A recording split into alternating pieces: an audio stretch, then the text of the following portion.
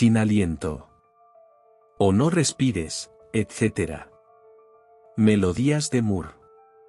La más notoria mala fortuna debe, al final, ceder ante el incansable coraje de la filosofía, como la ciudad más obstinada ante la vigilancia incesante de un enemigo.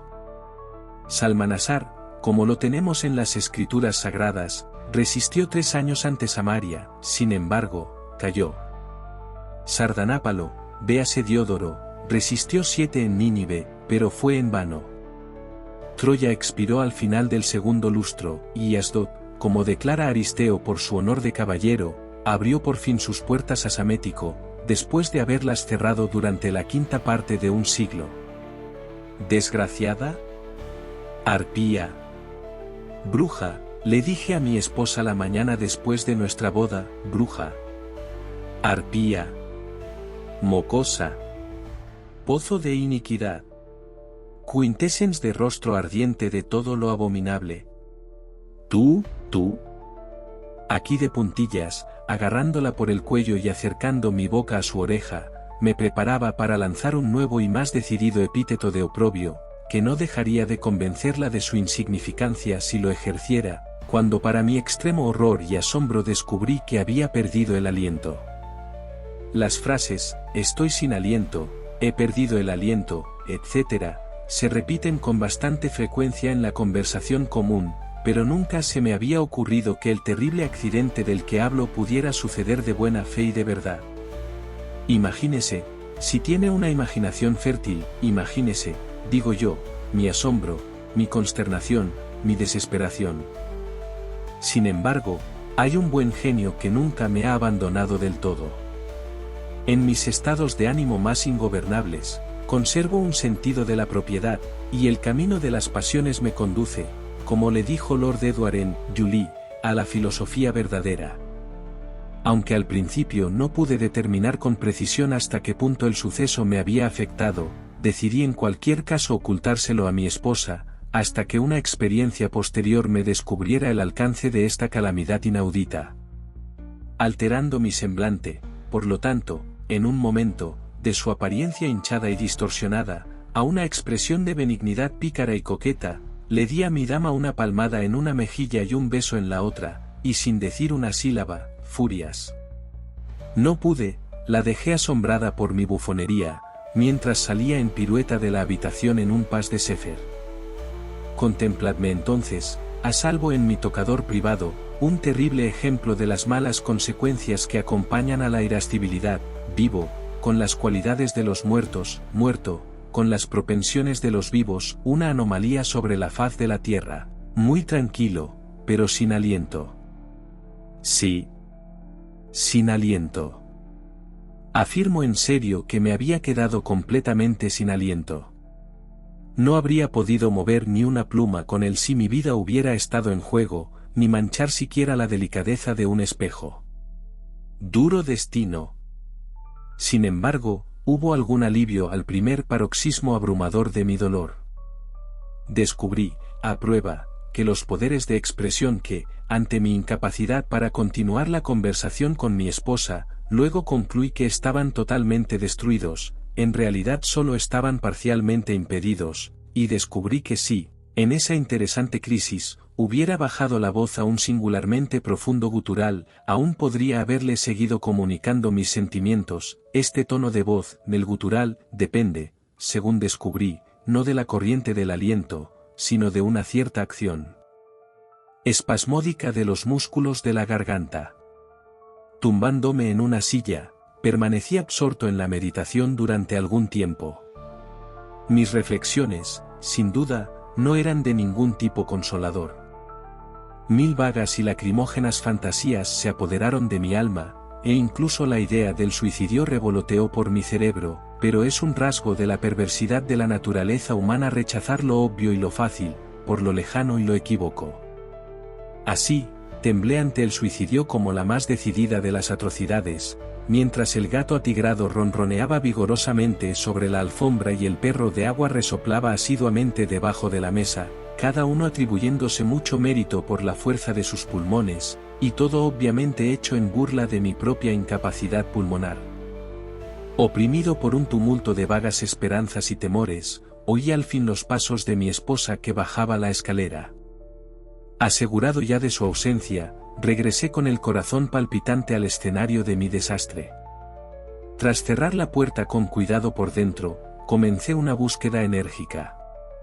Pensé que era posible que, oculto en algún rincón oscuro, o al acecho en algún armario o cajón, se pudiera encontrar el objeto perdido de mi búsqueda. Podría tener una forma vaporosa, incluso podría tener una forma tangible. La mayoría de los filósofos, en muchos puntos de la filosofía, siguen siendo muy poco filosóficos. William Godwin, sin embargo, dice en su Mandeville, que las cosas invisibles son las únicas realidades, y esto, todo lo que se permitirá, es un buen ejemplo. Yo pediría al lector juicioso que se detuviera antes de acusar tales aseveraciones de una cantidad indebida de absurdo. Anaxágoras, como se recordará, sostenía que la nieve es negra, y esto he descubierto que es así.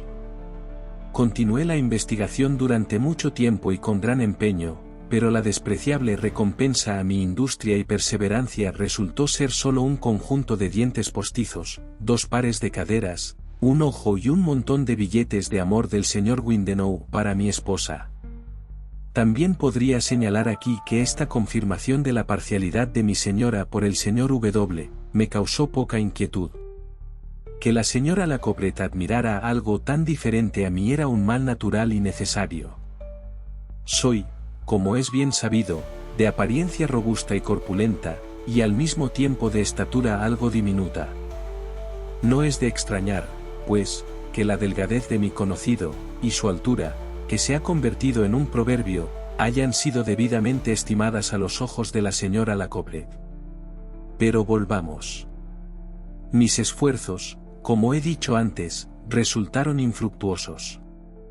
Armario tras armario, cajón tras cajón, rincón tras rincón, fueron examinados sin ningún propósito.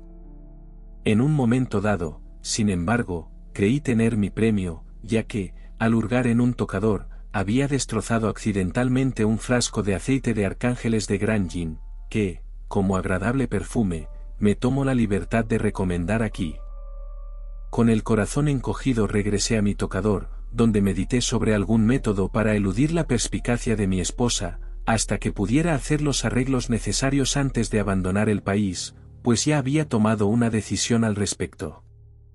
En un clima extranjero, siendo desconocido, podría, con cierta probabilidad de éxito, intentar ocultar mi infeliz calamidad, una calamidad calculada, incluso más que la mendicidad, para alejar los afectos de la multitud y atraer sobre el desdichado la bien merecida indignación de los virtuosos y los felices. No dudé mucho tiempo.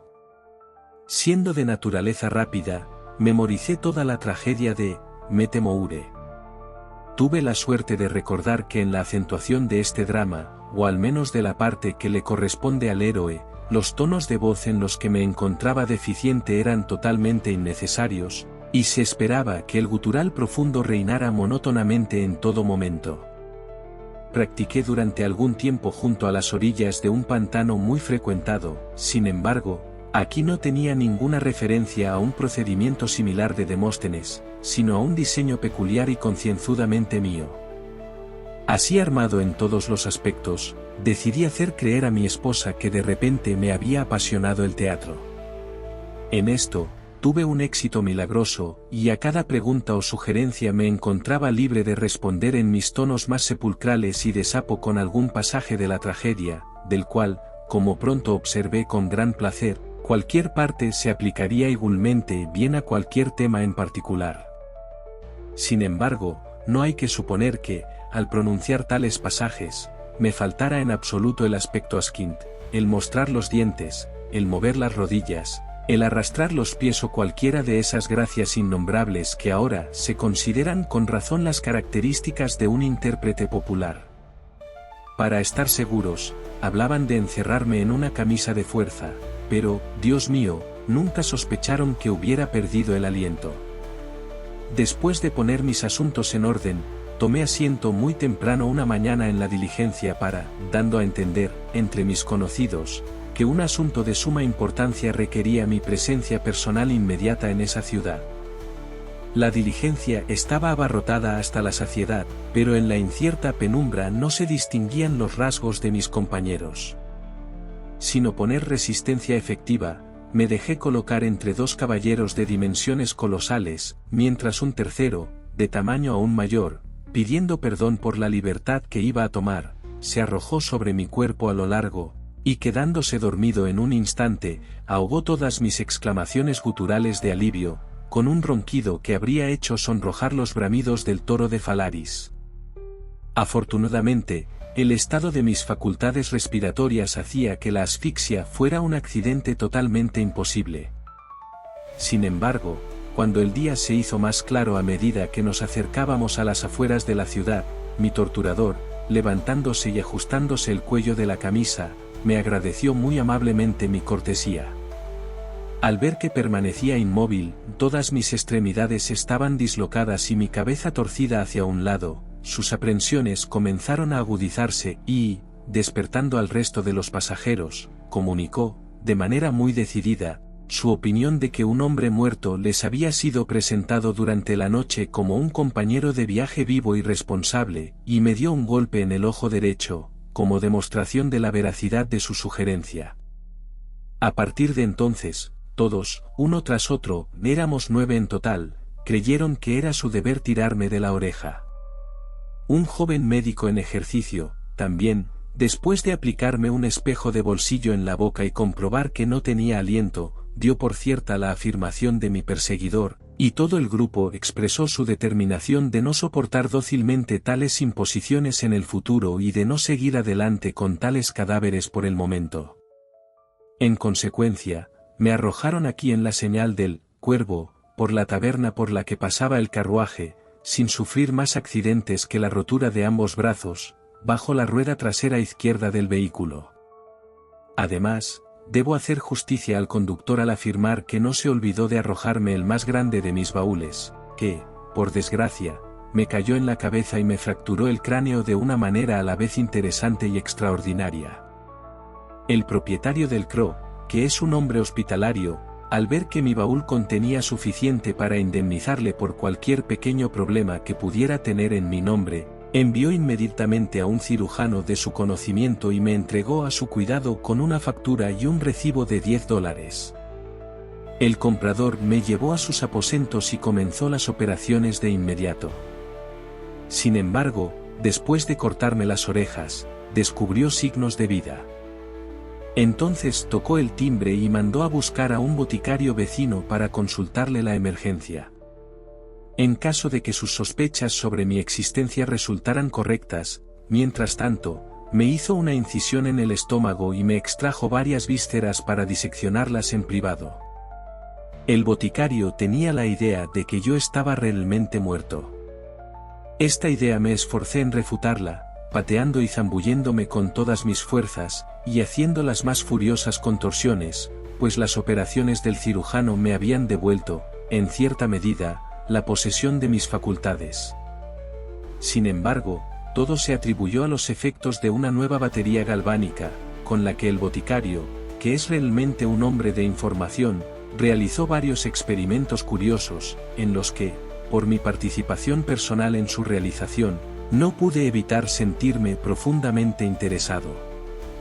Sin embargo, fue un proceso de mortificación para mí, ya que aunque hice varios intentos de conversación, mis facultades de expresión estaban tan completamente en suspenso que ni siquiera podía abrir la boca, mucho menos, entonces, responder a algunas teorías ingeniosas pero fantasiosas que, en otras circunstancias, mi minucioso conocimiento de la patología hipocrática me habría permitido refutar fácilmente.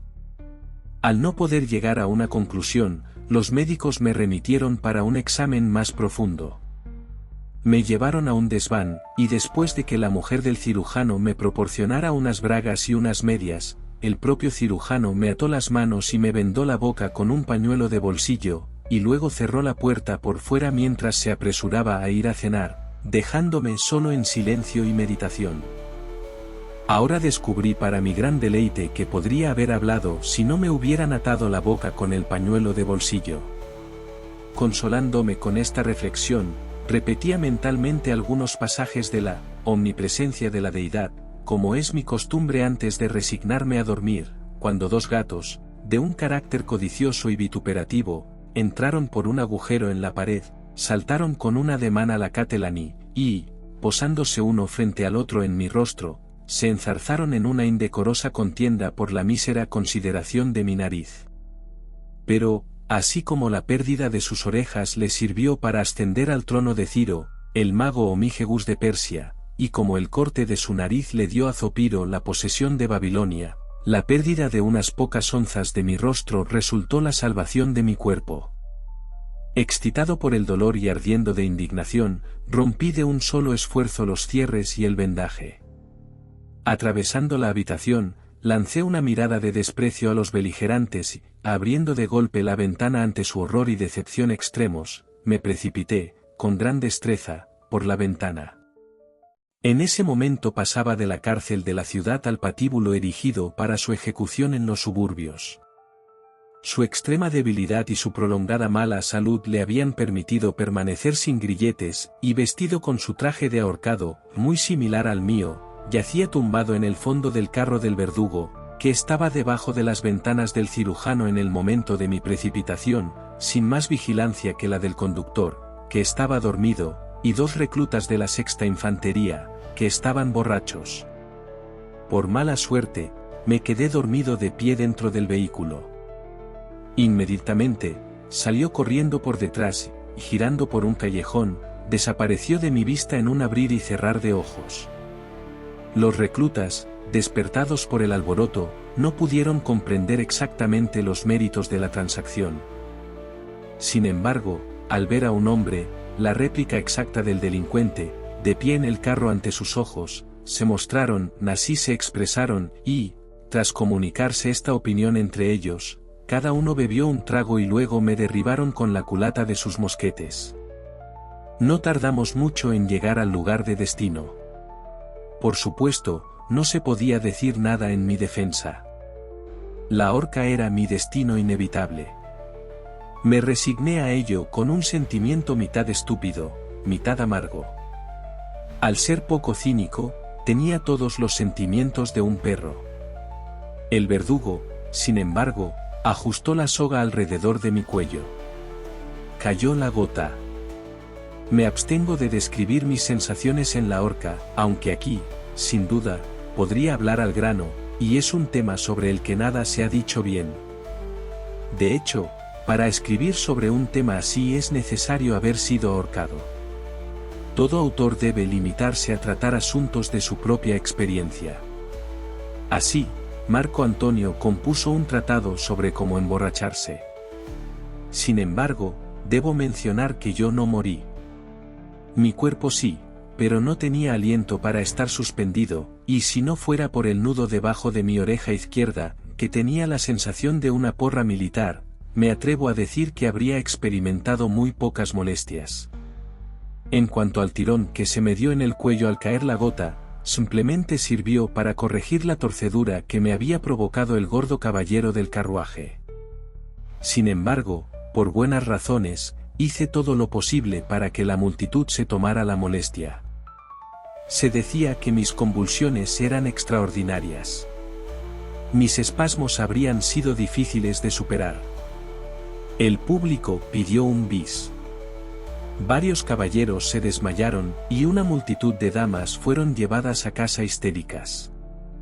Pinsit aprovechó la oportunidad para retocar, a partir de un boceto tomado en el acto, su admirable pintura de Marches de Sollado Vivo.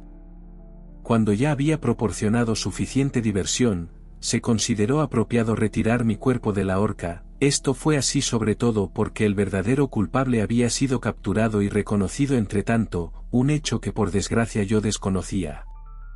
Por supuesto, se mostró mucha compasión por mí y, como nadie reclamó mi cadáver, se ordenó que fuera enterrado en una cripta pública. Aquí, después de un intervalo debido, fui depositado. El sacristán se marchó y me dejaron solo. Una línea de Malcontent, de Marsden. La muerte es un buen tipo y mantiene la casa abierta. Me pareció en ese momento una mentira palpable. Sin embargo, quité la tapa de mi ataúd y salí. El lugar era terriblemente lúgubre y húmedo, y me invadió el aburrimiento. Para entretenerme, busqué a tientas entre los numerosos ataúdes alineados a mi alrededor. Los bajé uno por uno, abrí sus tapas y me dediqué a especular sobre la mortalidad que había en su interior. Soliloquié, dando vueltas sobre un cadáver, hinchado, abotagado y redondo, ha sido, sin duda, en todos los sentidos de la palabra, un hombre infeliz, un hombre desafortunado. Ha tenido la terrible suerte de no caminar, sino de andar contoneándose, de pasar por la vida no como un ser humano, sino como un elefante, no como un hombre, sino como un rinoceronte. Sus intentos de avanzar han sido meros abortos, y sus procedimientos circunferenciales un fracaso palpable. Al dar un paso adelante, ha tenido la desgracia de dar 2 hacia la derecha y 3 hacia la izquierda. Sus estudios se han limitado a la poesía de Crabbe. No puede tener ni idea de la maravilla de una pirueta. Para él, un pas de papel ha sido una concepción abstracta. Nunca ha ascendido a la cima de una colina. Nunca ha contemplado desde ningún campanario las glorias de una metrópolis. El calor ha sido su enemigo mortal. En los días caniculares sus días han sido los días de un perro. En ellos, ha soñado con llamas y asfixia, con montañas sobre montañas, con pelión sobre osa. Le faltaba el aliento, en una palabra, le faltaba el aliento. Le parecía extravagante tocar instrumentos de viento. Fue el inventor de los ventiladores automáticos, las velas de viento y los ventiladores. Patrocinó a DuPont, el fabricante de fuelles, y murió miserablemente al intentar fumarse un cigarro. El suyo es un caso en el que siento un profundo interés, un caso con el que simpatizo sinceramente. Pero aquí, dije, aquí, y saqué rencorosamente de su receptáculo una figura demacrada, alta y de aspecto peculiar, cuya notable apariencia me golpeó con una sensación de familiaridad no deseada. Aquí hay un miserable que no tiene derecho a ninguna compasión terrenal. Dicho esto, para obtener una visión más clara de mi sujeto, le apliqué el pulgar y el índice en la nariz, y le hice adoptar una posición sentada en el suelo, manteniéndolo así, a lo largo de mi brazo, mientras continuaba mi soliloquio. Sin derecho, repetí, a ninguna compasión terrenal. ¿Quién pensaría en compadecerse de una sombra? Además, ¿no ha tenido su parte de las bendiciones de la mortalidad? Fue el creador de altos monumentos, torres de Tiro, pararrayos, álamos de Lombardía. Su tratado sobre sombras y penumbras lo ha inmortalizado. Editó con distinguida habilidad la última edición de Sur sobre los huesos. Fue temprano a la universidad y estudió neumática. Luego volvió a casa, hablaba eternamente y tocaba la trompa. Patrocinaba las gaitas. El capitán Barclay, que caminaba contra el tiempo, no caminaría contra él. Wyndham y Aibret eran sus escritores favoritos, su artista favorito, PHIZ.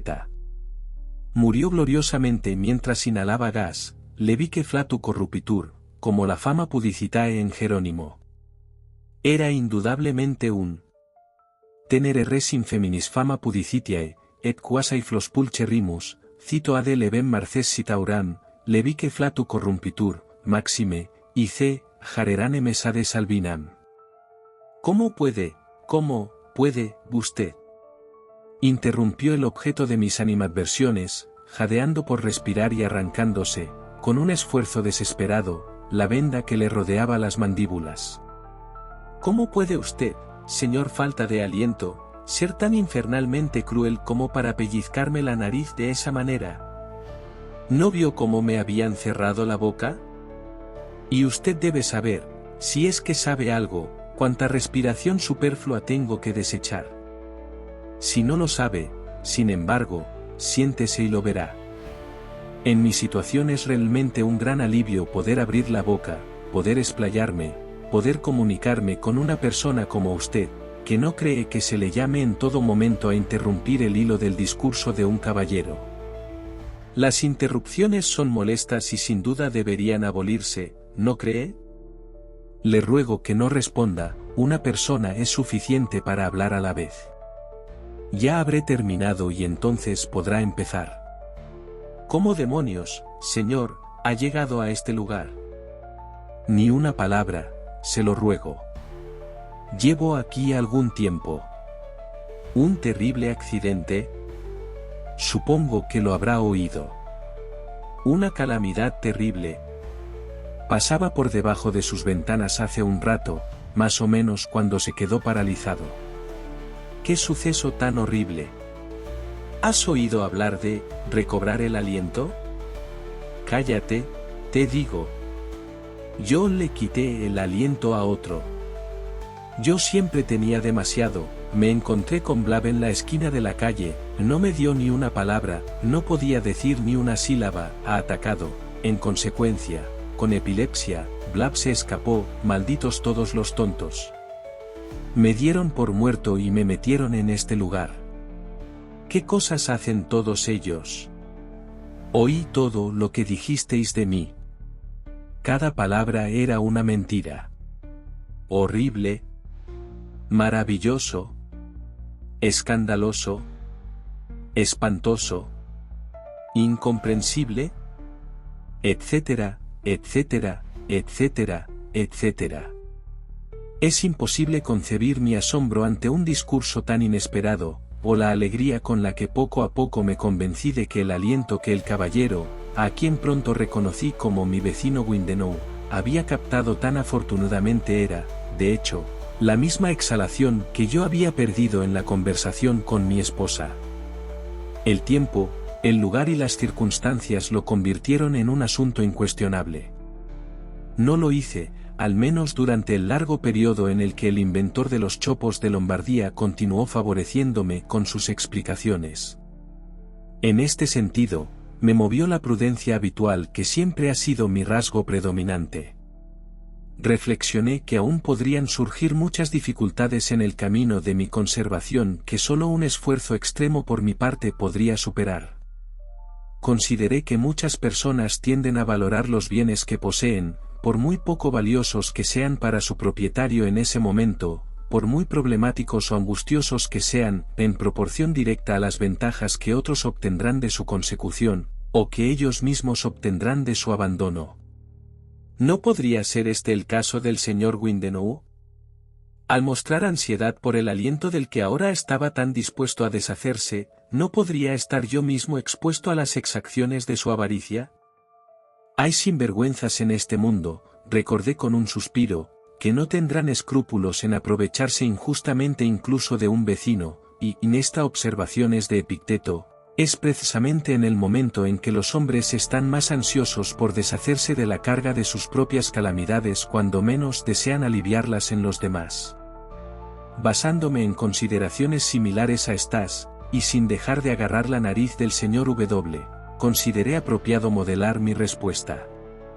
Monstruo, empecé en un tono de profunda indignación, monstruo e idiota de doble filo. Tú, a quien por tus iniquidades ha placido al cielo maldecir con una doble condena, tú, digo, ¿te atreves a dirigirte a mí en el lenguaje familiar de un viejo conocido? Miento, por cierto, y, calla, seguro. Vaya conversación para un caballero con un solo aliento. Y todo esto cuando tengo en mi poder el remedio para la calamidad que tan justamente sufres, reducir las superfluas de tu infeliz respiración. Como bruto, me detuve para responder, pero el señor Windenow me abrumó inmediatamente como un tornado. Protesta tras protesta y disculpa tras disculpa. No hubo términos que no estuviera dispuesto a cumplir, y no hubo ninguno del que no aprovechara al máximo. Una vez acordados los preliminares, mi conocido me entregó la respiración, por la que, después de examinarla detenidamente, le di un recibo. Soy consciente de que muchos me culparán por hablar de manera tan superficial de una transacción tan impalpable.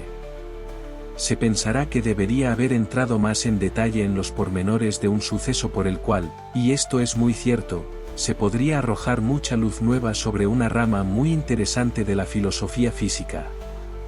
Lamento no poder responder a todo esto. Una insinuación es la única respuesta que se me permite hacer. Hubo circunstancias, pero creo que es mucho más seguro, después de pensarlo, decir lo menos posible sobre un asunto tan delicado, repito, y que en ese momento involucraba los intereses de un tercero cuyo resentimiento sulfuroso no tengo el menor deseo, en este momento, de incurrir. Poco después de este necesario arreglo, logramos escapar de las mazmorras del sepulcro. La fuerza unida de nuestras voces resucitadas pronto fue lo suficientemente evidente. Caesars, el editor del Big, volvió a publicar un tratado sobre la naturaleza y el origen de los ruidos subterráneos. Una réplica, una dúplica, una refutación y una justificación siguieron en las columnas de una Gaceta democrática. No fue hasta la apertura de la bóveda para decidir la controversia, que la aparición del señor Winslow y la mía demostró que ambas partes habían estado decididamente equivocadas. No puedo concluir estos detalles de algunos pasajes muy singulares de una vida en todo momento suficientemente azarosa, sin volver a recordar a la atención del lector los méritos de esa filosofía indiscriminada que es un escudo seguro y listo contra esos rayos de calamidad que no pueden ser vistos, sentidos ni entendidos completamente. En el espíritu de esta sabiduría se creía entre los antiguos hebreos que las puertas del cielo se abrirían inevitablemente al pecador o al santo, que, con buenos pulmones y confianza implícita, gritara la palabra, amén. Fue en el espíritu de esta sabiduría que, cuando una gran plaga asolaba Atenas y se habían intentado en vano todos los medios para su eliminación, Epiménides, como relata Laercio en su segundo libro sobre ese filósofo, aconsejó la construcción de un santuario y un templo, al dios adecuado. Lytton Berry.